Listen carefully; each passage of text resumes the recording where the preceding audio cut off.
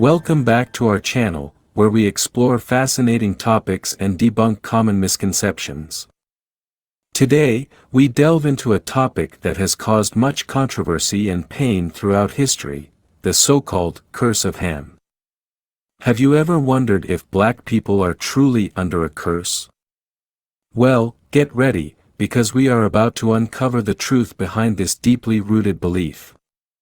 In this video, we will examine the biblical account of Noah's curse and its alleged connection to black people.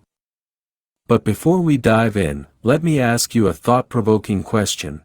Is it possible that an entire race of people is cursed by God? Could this belief be rooted in misinterpretation or even deliberate manipulation?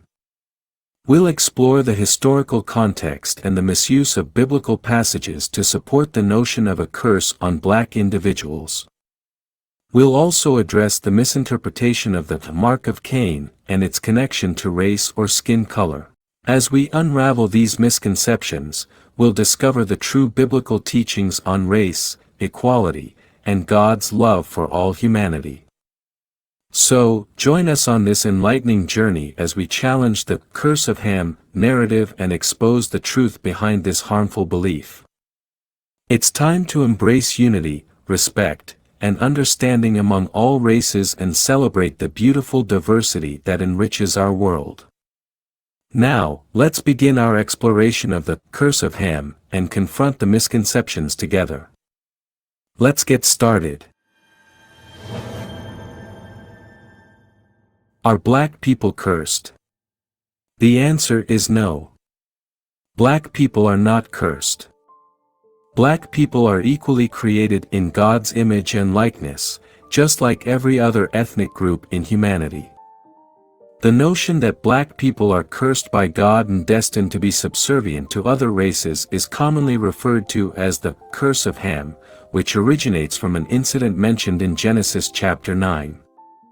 There are also claims dating back to Genesis 4, suggesting that the mark of Cain, accompanying a curse on Cain, resulted in his skin turning black. However, neither of these passages mentions anything about race or skin color. Those who propagate the idea that black people are cursed lack any biblical foundation for their assertions. In Genesis 9, Ham witnesses his father's drunken and naked state in his tent, Genesis 9:20-22. Ham informs his brothers about their father's condition, and his brothers respectfully cover their father, avoiding looking at him, Genesis 9:23. When Noah regains consciousness, he becomes aware of what had happened and pronounces a curse on Canaan, one of Ham's sons. Cursed be Canaan, the lowest slaves will be his brothers, Genesis 9:25. According to the Bible, Ham's descendants include the Assyrians, Canaanites, Egyptians, and Ethiopians, Genesis 10:6-20. Those who support the belief that black or dark-skinned people are cursed often highlight the fact that Africans are among Ham's descendants. Additionally, they argue that the name Ham, which means hot in Hebrew, serves as evidence that dark-skinned people, primarily hailing from warmer climates, are all Ham's offspring and therefore part of the curse of Ham. Early Christian theologians occasionally employed this reasoning to explain, not necessarily endorse, the routine enslavement of certain individuals. The invocation of the curse of Ham emerged as a strategy during the rise of the Atlantic slave trade, aiming to provide a rationale for forced, racially based slavery. The notion of this curse gained significant traction in the United States leading up to the Civil War. However, both before and after that period, Christian scholars consistently emphasized that race-based slavery contradicts explicit biblical teachings. The Bible prohibits racism as found in Galatians 3:28, Revelation 7:9, human trafficking stated in Exodus 21:16, and oppressive servitude addressed in Exodus 21:20. The first point of refutation against the claim that Genesis 9 implies a curse upon black people is already evident.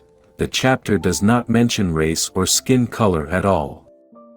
Secondly, Noah's curse is directed specifically at Canaan, not Ham. Therefore, there is no biblical concept of a curse of Ham in literal terms. The prediction was that Canaan, not Ham, would become a slave to his brothers. Many of Ham's descendants were never enslaved. For instance, the Egyptians, who were descendants of Ham, held a position superior to that of Israel, the descendants of Shem, for most of their history. Thirdly, the Hebrew terms used in Genesis 9:25-27 often connote inferiority but not necessarily forced labor.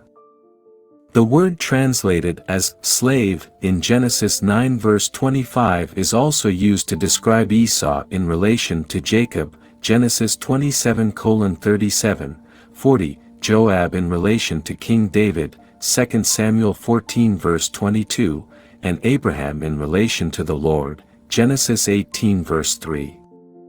None of these instances imply literal slavery. The fulfillment of Noah's curse upon Canaan took place centuries later when the Israelites, descendants of Shem, entered the land of Canaan and subdued its inhabitants, 1 Kings 9:20, 21.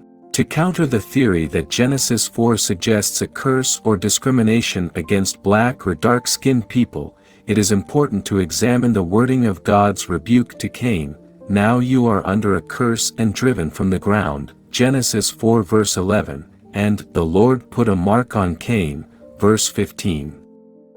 The Hebrew word translated as mark is oath, and nowhere in the Bible is oath used to denote skin color. The curse was upon Cain himself, and there is no mention of the curse extending to his descendants. Furthermore, the mark of Cain was intended to protect Cain, verse 15, and should be understood as a mitigation of the curse, not the curse itself.